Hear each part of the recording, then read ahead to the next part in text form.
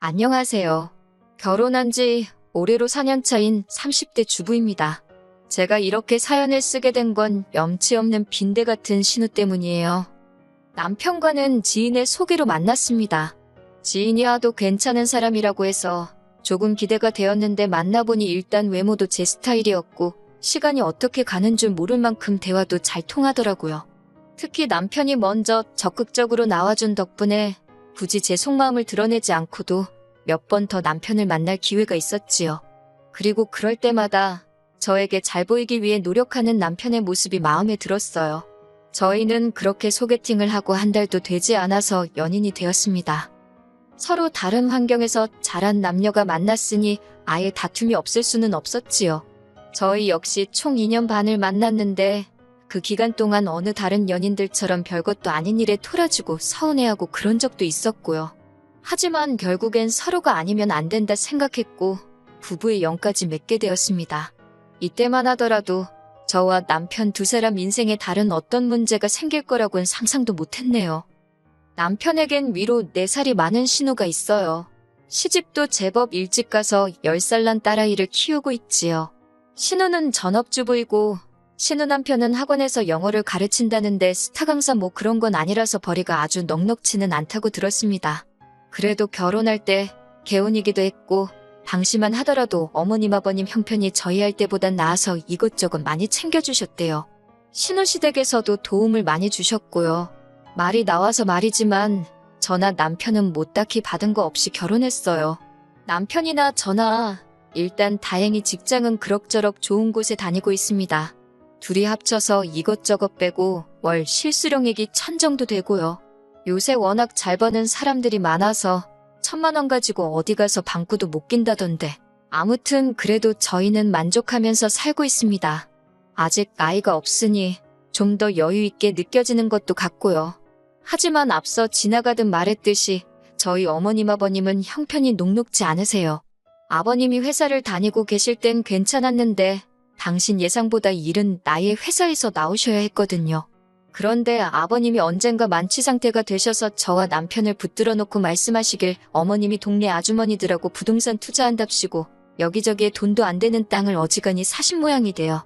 요새 뉴스에도 기획부동산이니 뭐니 말이 많았잖아요.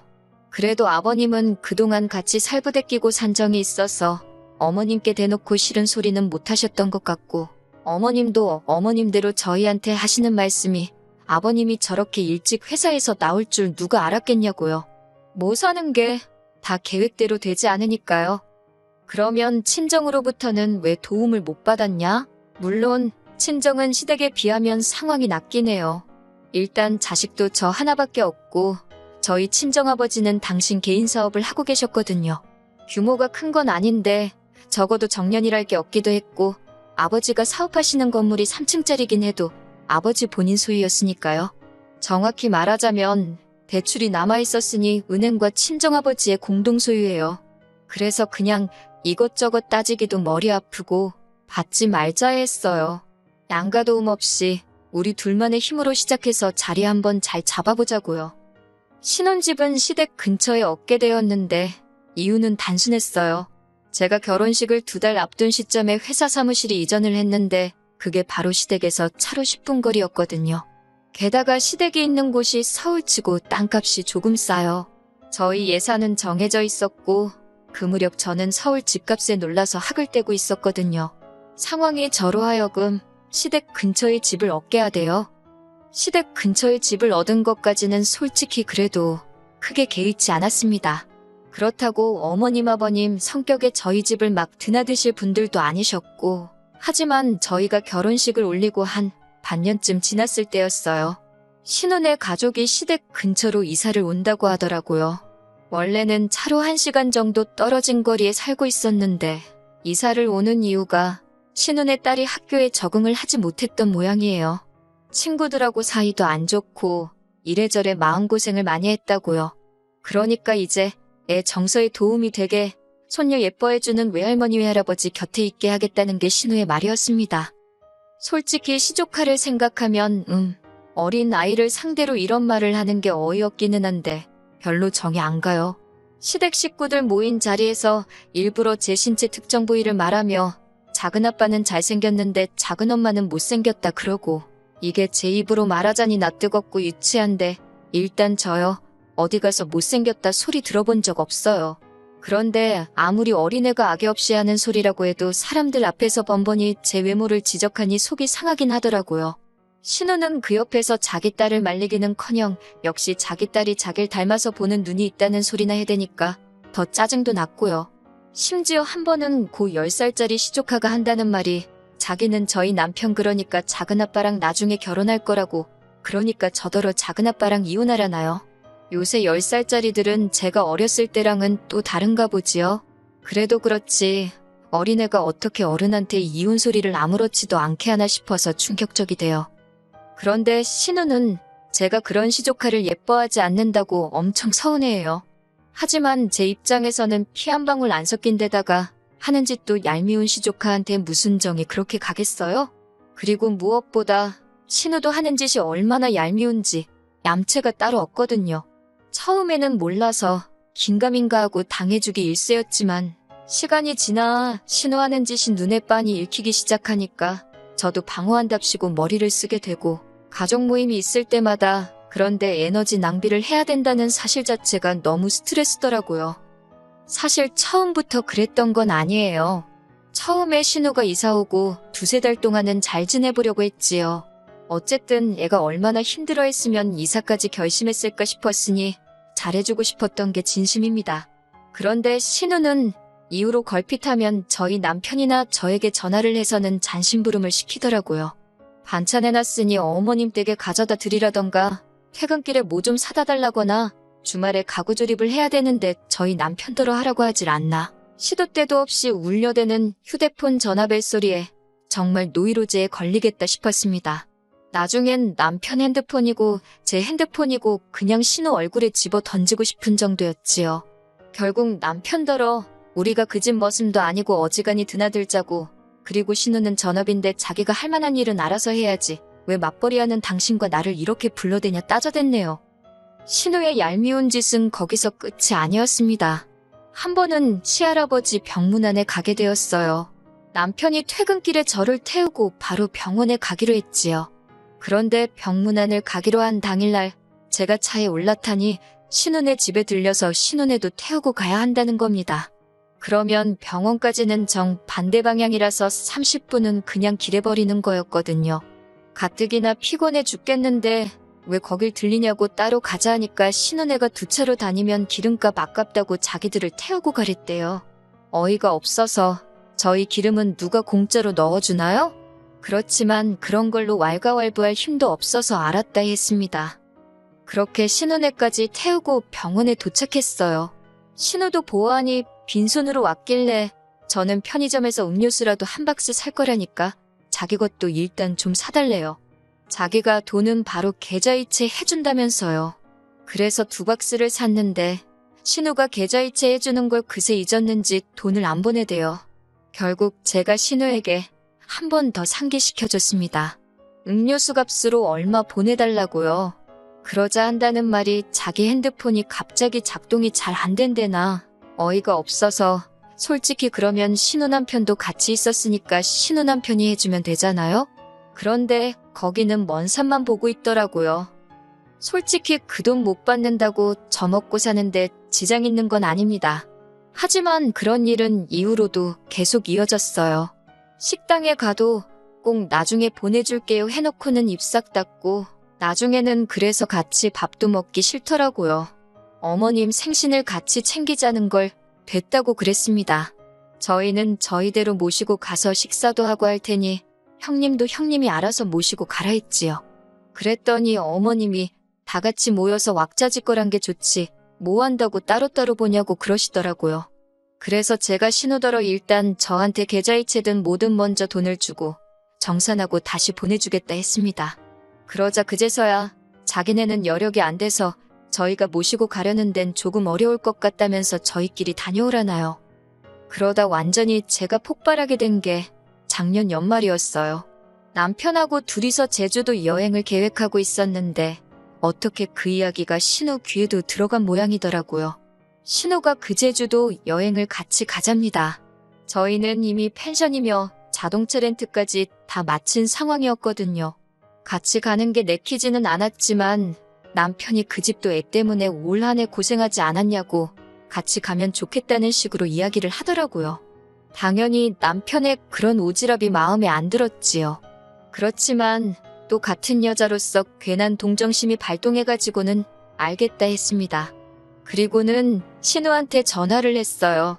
펜션이야 업그레이드 하면 되니까 추가 비용이 얼만큼 발생한다 말해줬고요. 렌트하는 자동차도 추가금 내고 사이즈를 키워야 할 것 같다고요.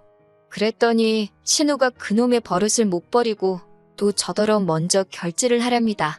결제하는 김에 자기들 비행기 표도 해달래요. 자기가 여행 끝나는 날 한 번에 정산해주겠다나요?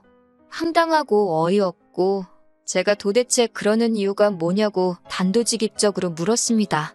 신우더러 돈이 없어서 그러는 거냐고요. 그랬더니 신우가 갑자기 급발진을 하면서 저더러 자기가 돈이 있는지 없는지 봤냐고 저더러 너무 예의가 없답니다. 어찌나 신우가 세게 나오던지 전 순간 제가 정말 말실수를 크게 했나 싶었어요.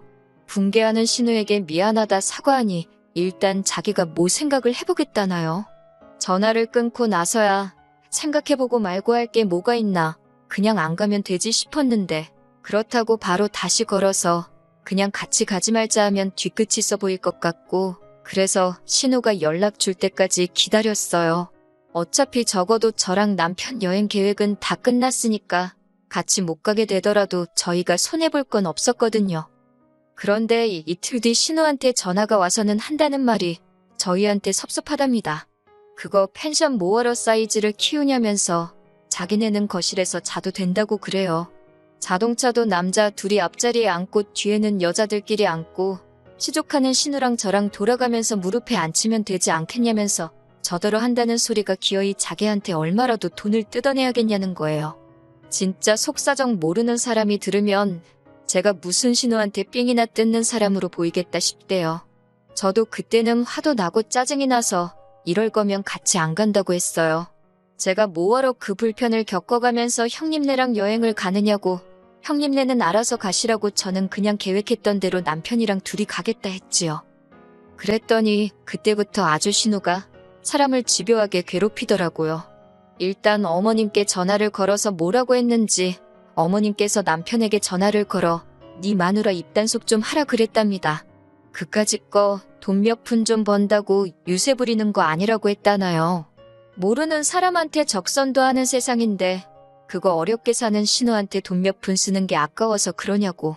제가 남편더러 그 소리를 듣고 당신은 가만히 있었냐 그러니까 어머님이 너무 화가 많이 나셔서 자기는 그냥 듣고만 있었다는데 그 소리를 들으니 남편도 꼴도 보기 싫더라고요. 하지만 이내 남편이 자기가 잘못했다면서 다음에 어머님께 앞으로 말씀 조심하시라고 이야기하겠다며 사과를 하대요. 어머님의 불호령이 떨어졌지만 그렇다고 제가 신우한테 다시 전화를 해서 뭐 사과라도 하고 여행 같이 가자고 어르고 달랠 일이 뭐가 있었겠어요.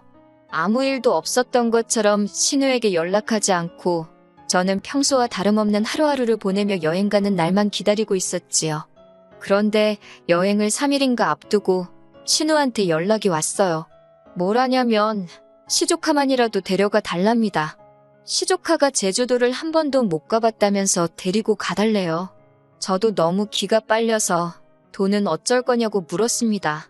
가타부타 설명하기도 싫었고 가서 그 싸가지 없는 시조카에 수발될 생각을 하니 벌써부터 짜증이 났지만 어머님한테 싫은 소리 듣는 것도 그에 못지않게 스트레스라 그냥 돈 얘기부터 했어요. 그랬더니 신우가 한숨을 푹 내쉬더니 애가 먹으면 얼마나 먹고 자리를 차지하면 얼마나 차지하느냐고 저한테 너무 인색하답니다. 어이가 없어서 애 비행기 티켓은 안 사냐고 애는 뭐 걸어서 제주도 갈 거냐고 따졌어요. 그랬더니 신우도 아차 싶었는지 멈칫하더니 그건 저희더러 내달랍니다. 애한테 주는 크리스마스 선물이다 생각하고요. 솔직히 제주도 가는 거 그거 얼마 하지 않아요. 제가 평소에 신우랑 사이가 좋고 시조카도 예뻐했으면 왜 못 데려가겠어요. 당연히 데려가고 비행기표도 사주고도 남지요.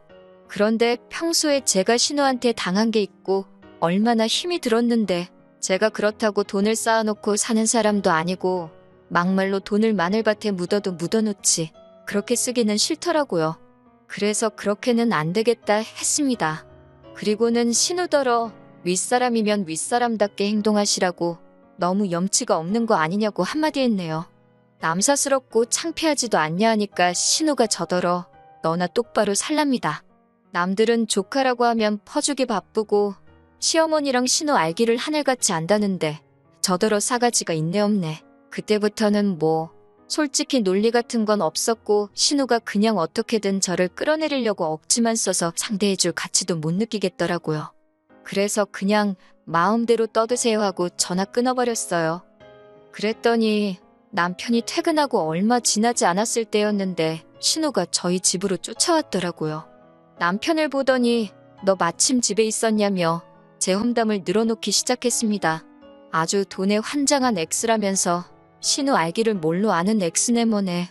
수준 없고 원색적인 비난의 일색이었지요. 그러자 남편이 저는 솔직히 이번에도 등신마냥 가만히 듣고만 있고 그러면 이혼하려고 했어요. 그런데 남편이 그런 신우를 향해 자기 얼굴에 똥칠 좀 제발 그만하라고 소리를 지르더라고요.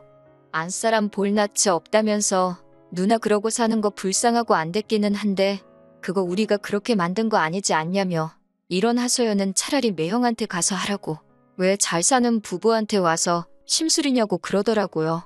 신우도 남편의 그런 반응을 보고는 약간 충격을 받은 눈치였어요. 지동생이라고 평생 지 편을 들 줄 알았나 보지요.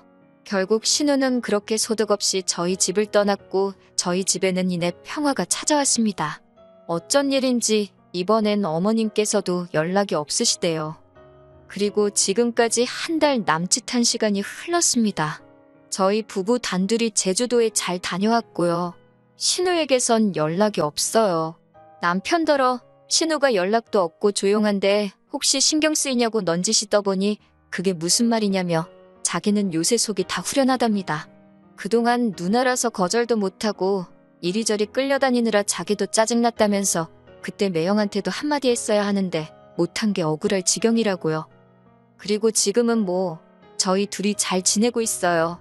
앞으로도 신우한테 연락은 없었으면 좋겠지만 남편과는 어쨌든 피를 나눈 남매인데 그럴 수는 없겠지요. 언젠가 다시 마주하게 되더라도 지금과는 달라져 있기를 바랄 뿐입니다.